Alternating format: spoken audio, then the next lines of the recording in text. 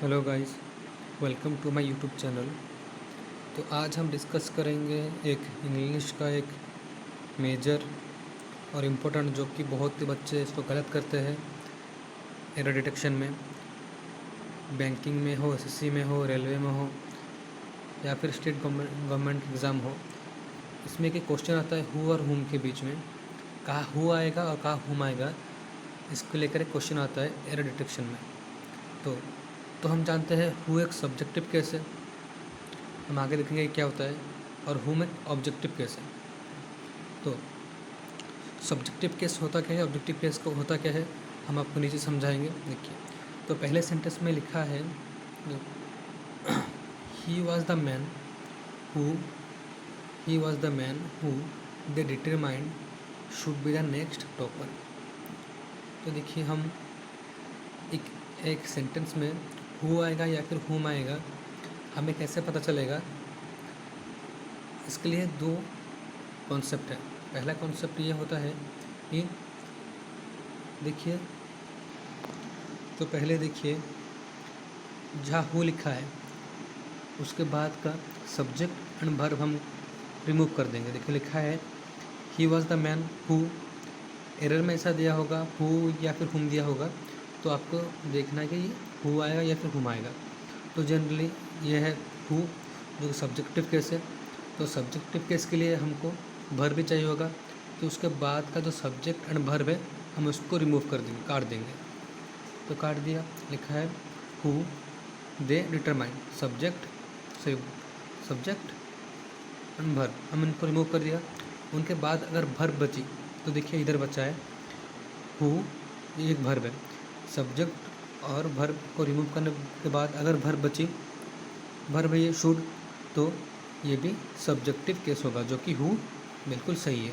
Then second sentence में the boys whom we have selected in our team are sleeping।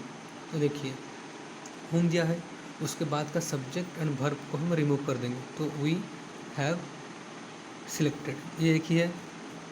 ये helping verb and main verb एक ही होता है, pair में होता है। तो हाँ, the boys whom we have selected को हमने काट दिया। उसके बाद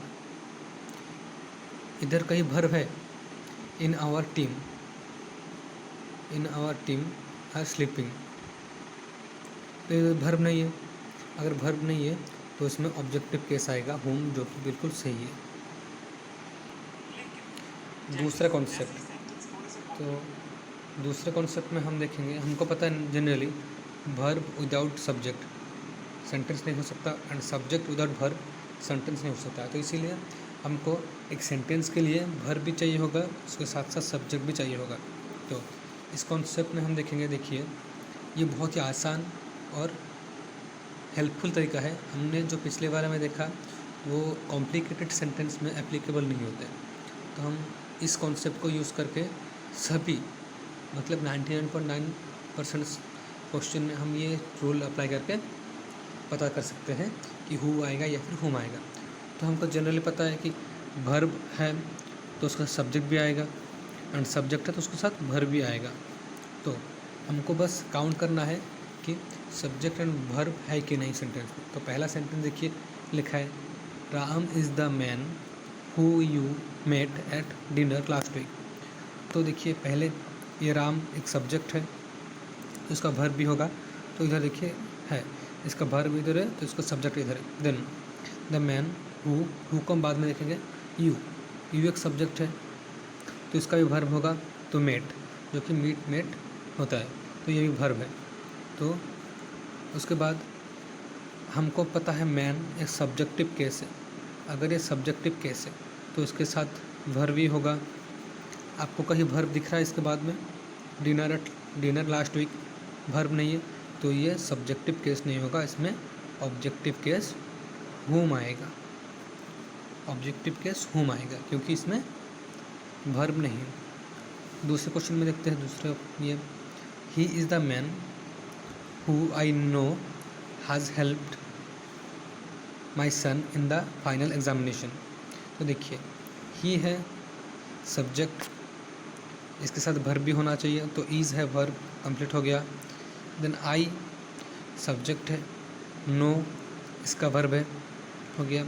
इसके बाद देखिए हैज़ हेल्प्ड एक पेयर में एक वर्ब है और फिर इसका सब्जेक्ट भी होना चाहिए, तो इसका सब्जेक्ट है ये हु, ये वर्ब है, ये इसका सब्जेक्ट है, तो आंसर इसमें हु बिल्कुल सही है।